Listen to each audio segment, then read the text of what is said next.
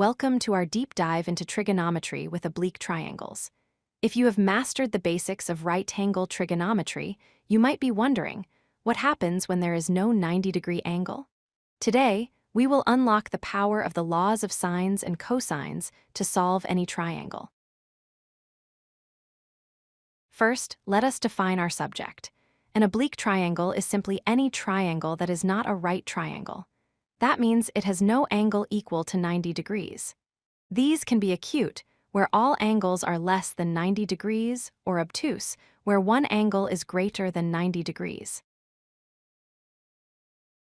Our first major tool is the law of sines. This beautiful formula states that the ratio of a side length to the sine of its opposite angle is constant throughout the triangle.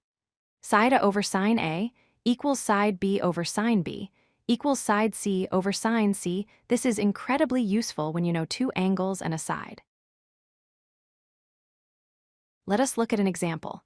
Here we have a triangle where we know two angles, 40 and 60 degrees, and one side length of 10.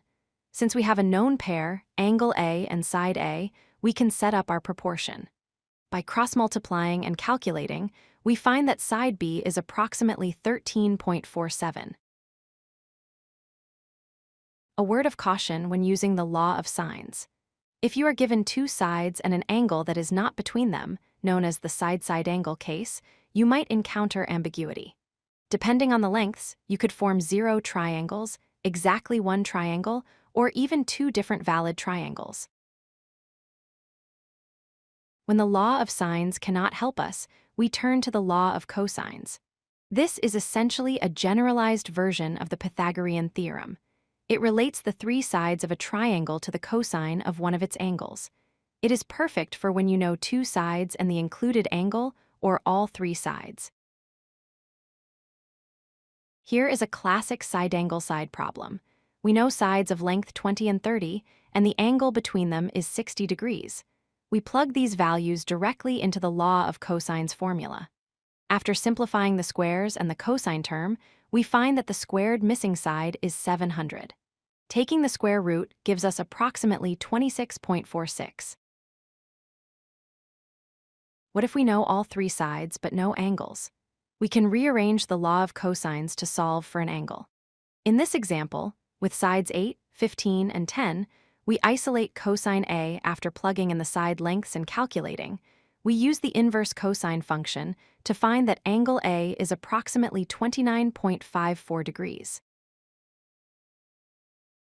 Finding the area of an oblique triangle is easy too.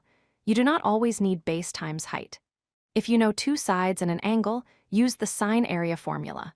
1/2 b sine c. If you only know the three sides, Heron's formula allows you to calculate the area using the semiperimeter, S.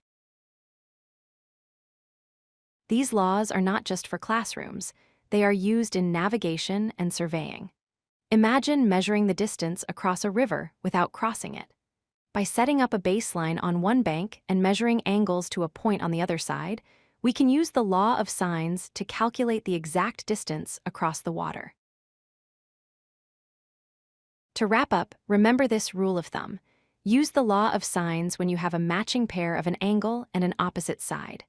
Use the law of cosines when you have two sides and the included angle, or all three sides. With these two laws, you can solve virtually any triangle problem you encounter. If you like this video, hit that like button and don't forget to subscribe. Visit codelucky.com for more such useful content.